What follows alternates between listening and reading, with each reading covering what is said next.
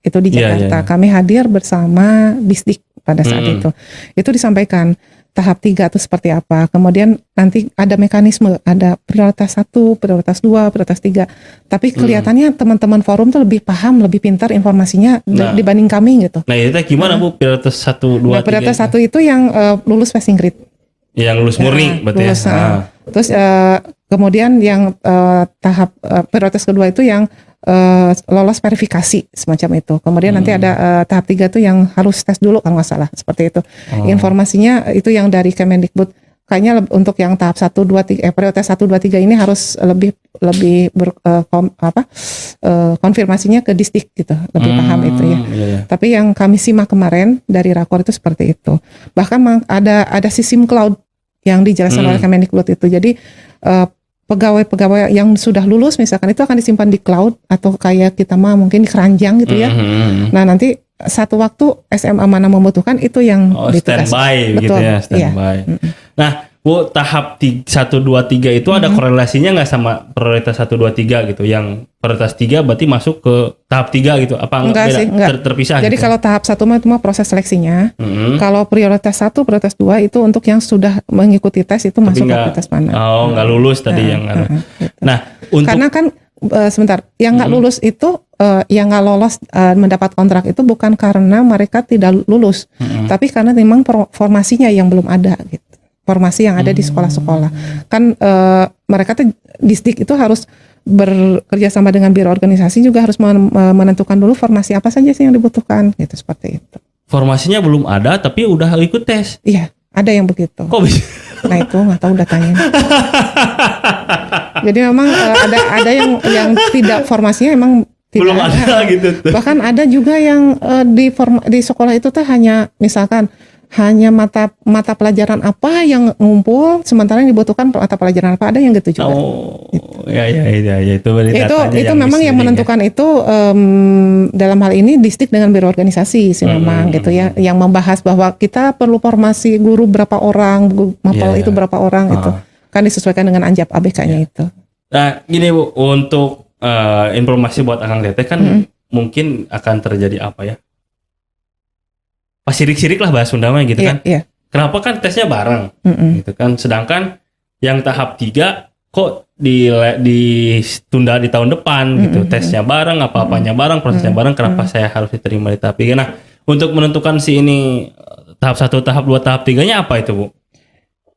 Aduh itu mah kayak saya juga nggak bisa ngejelasin karena sekali lagi ranahnya ada di Kemendikbud dan Disdik itu, Dapodik.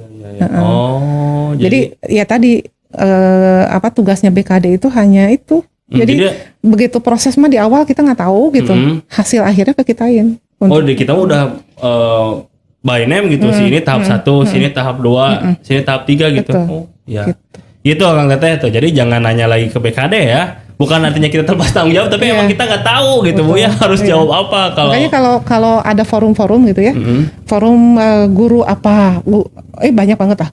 Itu kami suka mengajak juga Disdik karena yang lebih tahu teknis tuh Disdiknya. Gitu. Jadi yang lebih tepat menjelaskan untuk kenapa sih ini tahap 1, si ini tahap 2, tahap 3 itu Disdik gitu Bu ya. Bukan artinya kita lepas tanggung jawab atau nggak mau jawab, emang kita nggak tahu, dan kalau kita memaksakan menjawab juga nanti kesalahan lah gitu ya terjadi bola panasnya ke kita lagi. Gitu Bang Teteh. Nah udah kan informasinya udah disampaikan, udah tenang, udah gak usah komen macam-macam lagi. Sekali lagi kita nggak ada niat jelek untuk mendelay gaji ke-13 dan lain-lain. Enggak.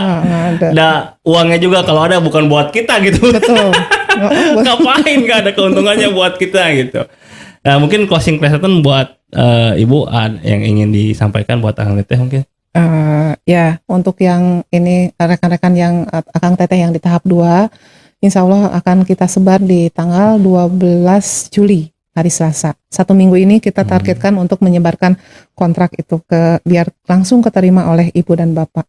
Kemudian yang kedua tadi sudah berulang-ulang dijelaskan juga sama Kang Rudi bahwa kita itu tidak ada niatan untuk menunda-nunda SK. Menunda-nunda pekerjaan untuk kaitan dengan P3K tidak ada. Karena kami pun mengikuti proses yang ada ya, mulai dari proses awal sampai keluar dari BKN kemudian masuk ke kita.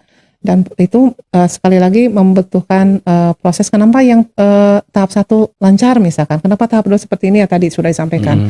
Itu kita harus memproses by name, dan ingat Bapak dan Ibu, kita tuh harus memproses 5.500-an gitu ya. Jadi mohon dimaklum, kami juga ya harus bekerja, tidak hanya fokus ke situ kan pekerjaan kami, betul, jadi banyak betul, juga betul. gitu.